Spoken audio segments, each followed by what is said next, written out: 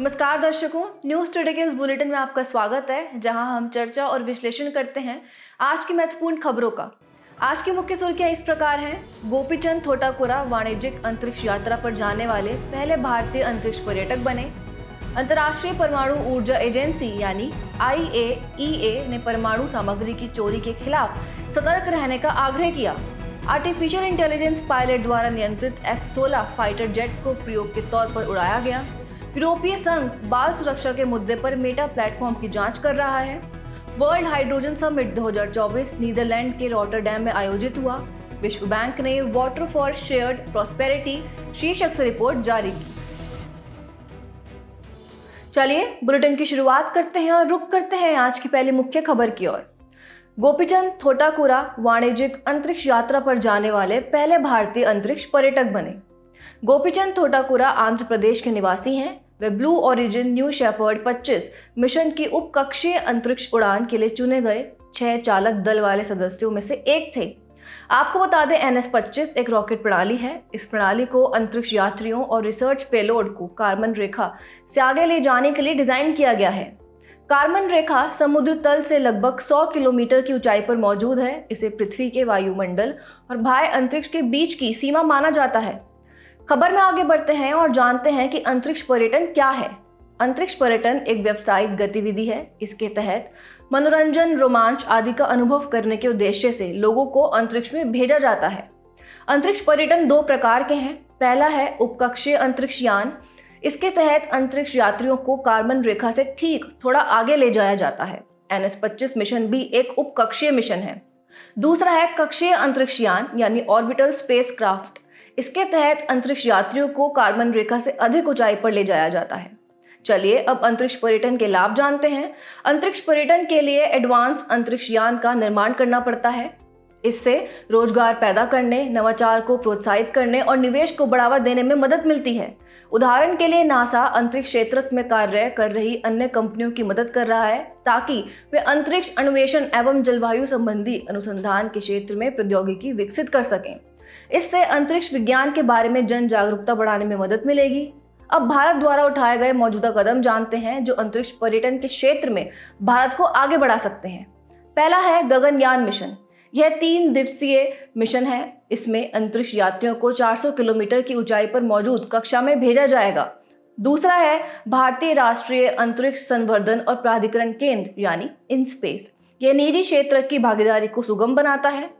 अंत में अंतरिक्ष पर्यटन से संबंधित कुछ चुनौतियां जान लेते हैं। बाह्य अंतरिक्ष तक जाने के लिए प्रति व्यक्ति कम से कम $1 मिलियन खर्च आता है।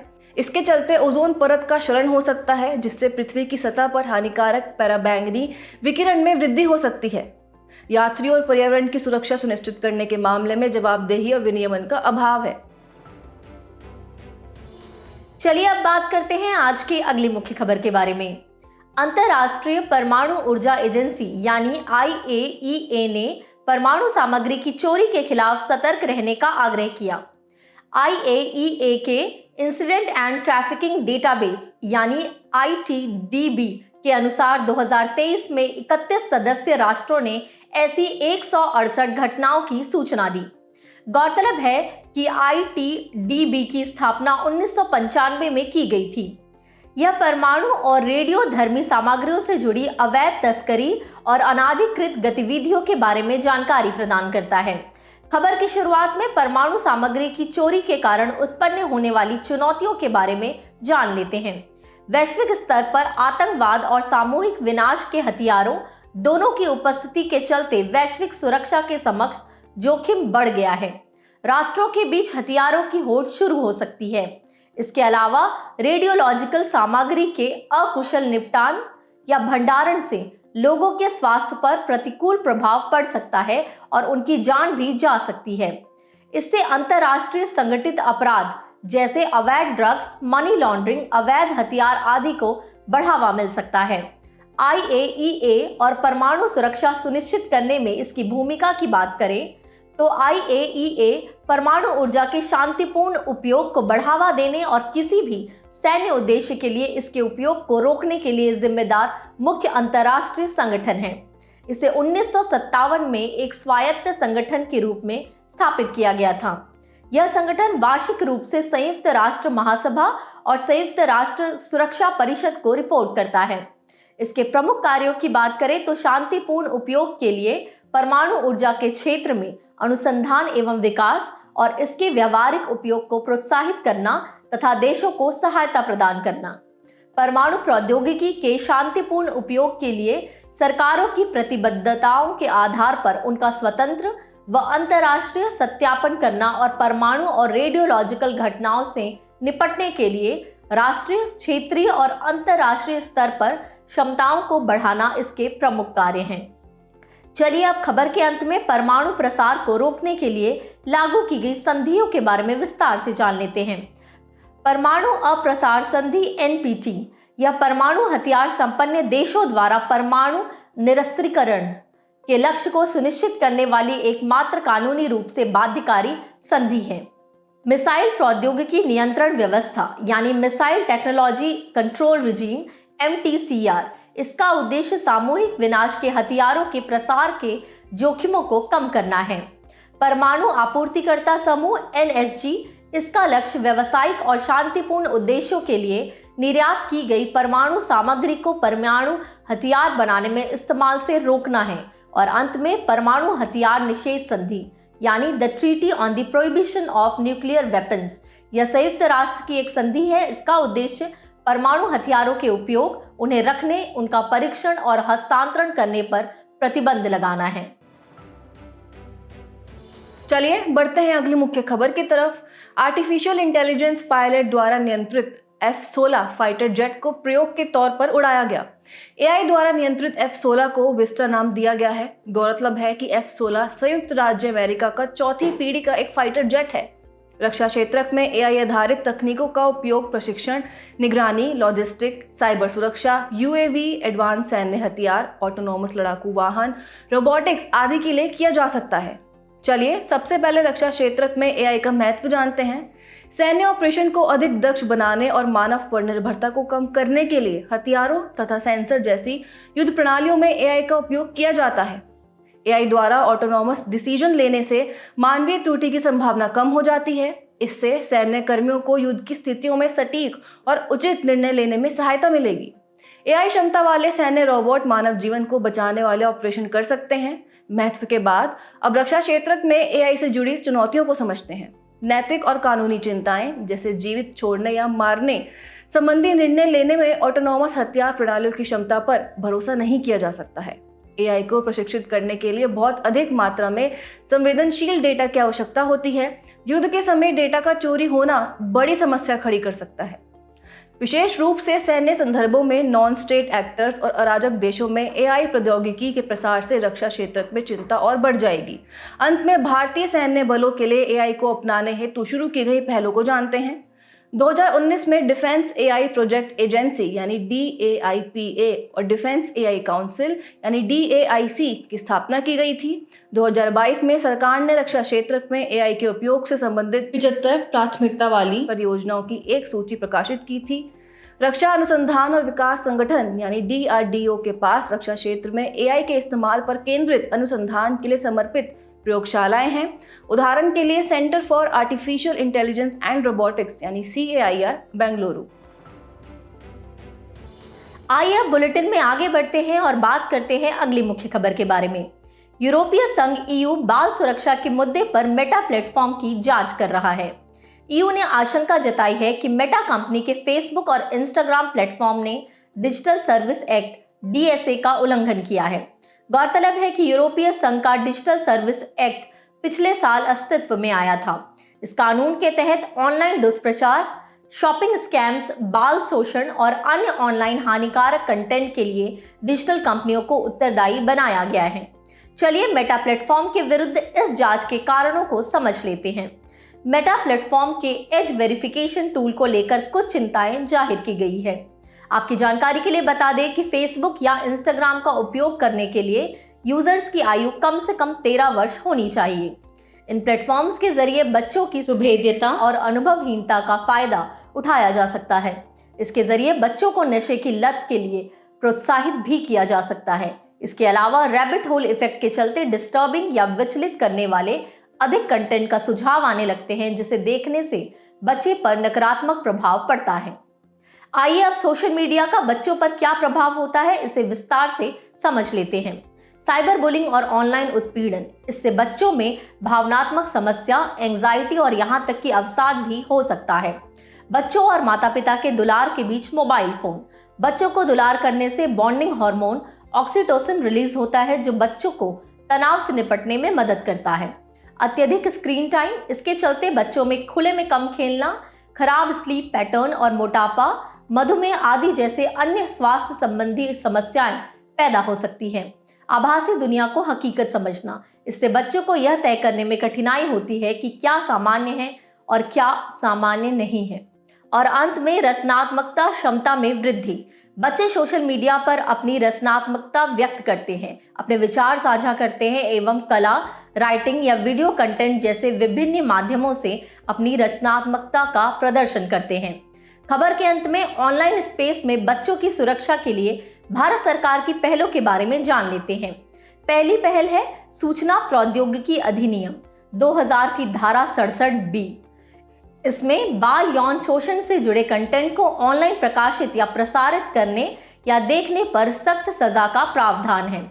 सूचना प्रौद्योगिकी मध्यवर्ती दिशा निर्देश और डिजिटल मीडिया आचार संहिता नियम 2021, इसके जरिए यूजर्स अपनी ऑनलाइन सुरक्षा के मामले में सोशल मीडिया प्लेटफॉर्म को जवाबदेह ठहरा सकते हैं। और अंत में डिजिटल व्यक्तिगत डेटा संरक्षण अधिनियम 2023। इसमें किसी बच्चे के व्यक्तिगत डेटा को प्रोसेस करने से पहले उस बच्चे के कानूनी अभिभावक से सत्यापन योग्य सहमति लेना अनिवार्य किया गया है। इसी के साथ बढ़ते हैं आज की अगली मुख्य खबर की तरफ। वर्ल्ड हाइड्रोजन समिट 2024 नीदरलैंड के रॉटरडैम में आयोजित हुआ। इसका आयोजन नीदरलैंड सरकार की साझेदारी में सस्टेनेबल एनर्जी काउंसिल द्वारा किया गया था। इसमें भारत के नवीन और नवीकरणीय ऊर्जा मंत्रालय ने एक इंडियन पवेलियन स्थापित किया था। इसका मुख्य उद्देश्य ग्रीन हाइड्रोजन प्रौद्योगिकी के क्षेत्र में भारत की प्रगति को प्रदर्शित करना था। चलिए खबर में आगे बढ़ने से पहले सबसे पहले हाइड्रोजन के बारे में जानकारी प्राप्त करते हैं। यह एक रंगहीन, गंधहीन, स्वादहीन, ज्वलनशील गैस है। यह ब्रह्मांड में सबसे प्रचुर मात्रा में विद्यमान तत्व है। यह पृथ्वी की सतह पर पाए जाने वाला तीसरा सबसे प्रचुर तत्व भी है। यह क्षार धातुओं और हैलोजन के गुणधर्म को दर्शाता है। भारत को H2 आधारित ईंधन की आवश्यकता क्यों है, अब ये समझते हैं। यह जीवाश्म ईंधन के विकल्प के रूप में काम कर सकता है। साथ ही यह भारत की राष्ट्रीय ऊर्जा सुरक्षा भी सुनिश्चित कर सकता है। यह 2030 तक भारत की एमिशन इंटेंसिटी को 45% तक कम कर सकता है। यह जीवाश्म ईंधन के आयात पर होने वाले खर्च को भी कम कर सकता है। गौरतलब है कि भारत कच्चे तेल का तीसरा सबसे बड़ा आयातक है। इसके अलावा भारत अपनी प्राकृतिक गैस संबंधी आवश्यकता का लगभग 54% आयात करता है। H2 आधारित ईंधन को लेकर चिंताओं की बात करें तो हाइड्रोजन बहुत अधिक ज्वलनशील प्रकृति की गैस है। इसके उत्पादन, परिवहन एवं भंडारण में अधिक लागत आती है और इसके लिए आवश्यक अवसंरचना की भी कमी है। खबर में आगे बढ़ते हैं और ग्रीन हाइड्रोजन यानी GH2 के बारे में जानते हैं। नवीकरणीय ऊर्जा का उपयोग कर जल से हाइड्रोजन और ऑक्सीजन को अलग करके उत्पादित हाइड्रोजन को ही ग्रीन हाइड्रोजन कहा जाता है। इसे सौर या पवन ऊर्जा की मदद से जल के फोटोकैटालिसिस और इलेक्ट्रोकैटालिसिस द्वारा उत्पादित किया जाता है। इसके प्रमुख उपयोगों की बात करें तो इसका उपयोग आंतरिक दहन इंजन यानी इंटरनल कॉम्बशन इंजन्स वाले वाहनों में ईंधन के रूप में होता है। अन्य जीवाश्म ईंधन की तुलना में हाइड्रोजन और प्राकृतिक गैस के मिश्रण वाले ईंधन से कम उत्सर्जन होता है। इसका उपयोग वाहनों को चलाने के लिए H2 फ्यूल सेल में किया जाता है। ऊर्जा दक्षता ब्यूरो भारत में ग्रीन हाइड्रोजन का उत्पादन करने वाली परियोजनाओं की निगरानी, सत्यापन और प्रमाणन के लिए एजेंसियों की मान्यता देने वाला नोडल प्राधिकरण है। अंत में ग्रीन हाइड्रोजन को बढ़ावा देने के लिए भारत द्वारा उठाए गए कदम जान लेते हैं। पहला है राष्ट्रीय ग्रीन हाइड्रोजन मिशन यानी NGHM 2023। इसके तहत वर्ष 2030 तक 5 million metric ton green hydrogen उत्पादन करने का लक्ष्य रखा गया है। इसके तहत strategic interventions for green hydrogen transition programme यानी साइट शुरू किया गया है। इस प्रोग्राम के जरिए इलेक्ट्रोलाइजर के विनिर्माण और ग्रीन हाइड्रोजन के उत्पादन के लिए वित्तीय प्रोत्साहन प्रदान किया जाता है। दूसरा है NGHM के लिए समर्पित पोर्टल। यह NGHM से संबंधित जानकारी के लिए वन स्टॉप पोर्टल के रूप में कार्य करता है। और आखिर है, विज्ञान एवं प्रौद्योगिकी विभाग ने हाइड्रोजन वैली इनोवेशन क्लस्टर की शुरुआत की है। इसका उद्देश्य भारत में ग्रीन हाइड्रोजन इकोसिस्टम और उससे जुड़े नवाचार को बढ़ावा देना है। चलिए अब रुक करते हैं आज की आखिरी मुख्य खबर की तरफ। विश्व बैंक ने वाटर फॉर शेयर्ड प्रॉस्पेरिटी शीर्षक से रिपोर्ट जारी की। यह रिपोर्ट इंडोनेशिया के बाली में आयोजित 10वें वर्ल्ड वाटर फोरम के अवसर पर जारी की गई। आपको बता दें कि विश्व बैंक के अनुसार अधिक समतापूर्ण समाज के लक्ष्य को साझा समृद्धि से ही हासिल किया जा सकता है। इससे विशेष रूप से समाज के सबसे गरीब सदस्यों की समृद्धि के साथ साथ समाज की समग्र समृद्धि को बढ़ावा मिलता है। चलिए खबर के शुरुआत में रिपोर्ट के प्रमुख बिंदुओं पर एक नजर डालते हैं। इसमें समृद्धि के 4 परस्पर जुड़े मूल आयामों को परिभाषित किया गया है। ये है स्वास्थ्य एवं शिक्षा, नौकरी एवं आय, शांति एवं सामाजिक एकजुटता तथा पर्यावरण। आपकी जानकारी के लिए बता दें कि रिपोर्ट के अनुसार विश्व में जनसंख्या वृद्धि, शहरीकरण और जलवायु परिवर्तन के चलते वैश्विक स्तर पर सभी को समान रूप से जल उपलब्ध नहीं हो रहा है। 2022 में 197 मिलियन लोगों को सुरक्षित पेयजल और 211 मिलियन लोगों को बेसिक सैनिटेशन की सुविधा उपलब्ध नहीं थी। वैश्विक स्तर पर लगभग 450 मिलियन लोग चरम गरीबी से ग्रस्त है और जल की कम उपलब्धता वाले क्षेत्रों में रहते हैं। इसके अलावा कम आय वाले देशों में आधे से भी कम स्कूलों में ही जल की उपलब्धता है। अपर्याप्त और असुरक्षित जल से बच्चों का शुरुआती विकास प्रभावित होता है। जलवायु परिवर्तन के कारण बाढ़, सूखा जैसी चरम मौसम की घटनाएं देखने को मिल रही हैं। इससे बच्चों की पढ़ाई बाधित होती है और उन्हें स्कूल छोड़ना पड़ता है। फसलों को नुकसान पहुंचता है, युद्ध या संघर्ष का खतरा बढ़ जाता है आदि। समावेशी जल सुरक्षा के लिए सिफारिशों की बात करें तो अग्रिम चेतावनी प्रणाली स्थापित करके चरम हाइड्रोक्लाइमेटिक जोखिमों से निपटने के प्रयासों में सुधार करना चाहिए। जल संसाधन प्रबंधन में प्रकृति आधारित समाधानों को शामिल करना चाहिए। इसके अलावा तथ्य और साक्ष्य आधारित जल आवंटन संबंधी निर्णय लेने के लिए जल लेखांकन पद्धति को अपनाना चाहिए। मुख्य रूप से निर्धन लोगों को ध्यान में रखते हुए सुरक्षित रूप से प्रबंधित जल आपूर्ति और बेसिक सैनिटेशन सुविधा की उपलब्धता को बढ़ाना चाहिए। इसके लिए जल सूचना प्रणाली में सुधार करके निवेश आकर्षित किया जा सकता है। वर्ल्ड वाटर फोरम की बात करें तो यह हर 3 साल में आयोजित किया जाता है। इसकी मेजबानी वर्ल्ड वाटर काउंसिल और एक मेजबान देश द्वारा संयुक्त रूप से की जाती है। इसका उद्देश्य राजनीतिक एजेंडे में जल का महत्व बढ़ाना, जल संबंधी अंतर्राष्ट्रीय मुद्दों के समाधान की दिशा में चर्चा का समर्थन करना आदि है। चलिए अब बढ़ते हैं सुर्खियों में रहे स्थल की तरफ। हमारा आज का स्थल है ईरान। इस देश की राजधानी है तेहरान। आपको बता दें कि हाल ही में ईरान के राष्ट्रपति की हेलीकॉप्टर दुर्घटना में मृत्यु हो गई। चलिए अब इस देश की राजनीतिक विशेषताओं पर एक नजर डालते हैं।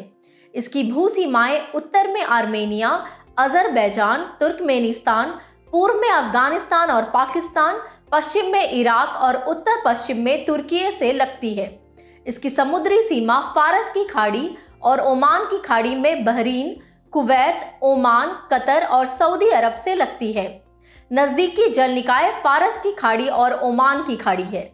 इस देश की भौगोलिक विशेषताओं की बात करें तो सबसे ऊंची चोटी अलबुर्ज पर्वत श्रृंखला में माउंट दमावंद है। यह मिडिल ईस्ट का सबसे ऊंचा ज्वालामुखी भी है। यहाँ की प्रमुख नदियां देज, कारखे, करुण, दियाला है। प्राकृतिक संसाधनों की बात करें तो यहाँ तेल और प्राकृतिक गैस, कोयला, क्रोमियम, तांबा, लौह-अयस्क, सीसा, मैंगनीज, जस्ता और सल्फर आदि पाए जाते हैं। चलिए बुलेटिन के आखिर में बढ़ते हैं आज की संक्षिप्त सुर्खियों की तरफ। सुप्रीम कोर्ट ने दोहरे हत्याकांड के दोषी को मिले फरलो के एक्सटेंशन को रद्द कर दिया है। फरलो को 1894 के जेल कानून द्वारा परिभाषित किया गया है। लंबी अवधि वाले सजायाफ्ता कैदियों को फरलो पर कुछ समय के लिए जेल से बाहर आने की अनुमति मिलती है। आईसीसी प्रोसिक्यूटर ने इजराइल के प्रधानमंत्री और हमास के नेताओं की गिरफ्तारी के लिए वारंट की मांग की है। भारत पे 200 वर्षों के बाद कौंडिन्य वन्य जीव अभयारण्य में श्रीलंकाई गोल्डन बैग्ड मेंढक को फिर से देखा गया है। एक अध्ययन के अनुसार मेडागास्कर के स्थानिक बाओबाब वृक्ष लगभग 12 मिलियन वर्ष पहले अफ्रीका महाद्वीप और ऑस्ट्रेलिया तक फैल गए थे। उपभोक्ता मामलों के मंत्रालय ने सड़कों पर गाड़ियों की स्पीड मापने में इस्तेमाल होने वाले डॉपलर रडार डिवाइस के संबंध में बनाए गए रेगुलेशन ड्राफ्ट पर लोगों से सुझाव मांगे हैं। डॉपलर रडार में वेग संबंधी डेटा इकट्ठा करने के लिए डॉपलर प्रभाव का उपयोग किया जाता है। एक नए अध्ययन के अनुसार शुक्र ग्रह पर पहले की अपेक्षा कहीं अधिक तेजी से जल कम हो रहा है। मिजोरम के फोंगपुई राष्ट्रीय उद्यान में एक दुर्लभ अर्धपरजीवी स्थलीय पौधा पाया गया है। लुशाई ओरम का नाम मिजोरम की लुशाई जनजाति के नाम पर रखा गया है। मणिपुर सरकार ने मैतेई सगोल के नाम से प्रसिद्ध मणिपुरी पोनी की सुरक्षा के लिए विभिन्न संगठनों के साथ सहयोग किया है।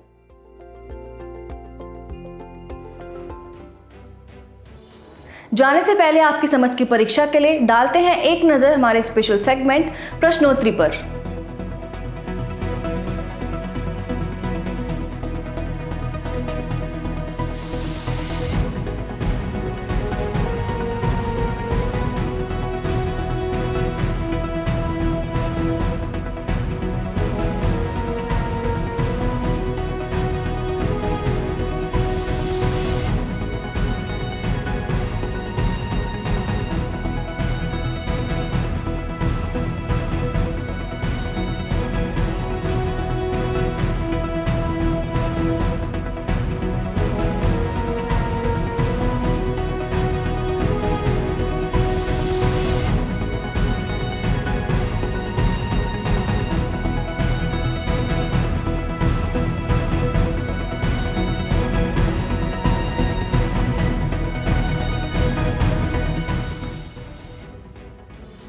हमसे जुड़ने के लिए आपका धन्यवाद। उम्मीद है न्यूज़ टुडे का यह बुलेटिन आपको पसंद आया होगा।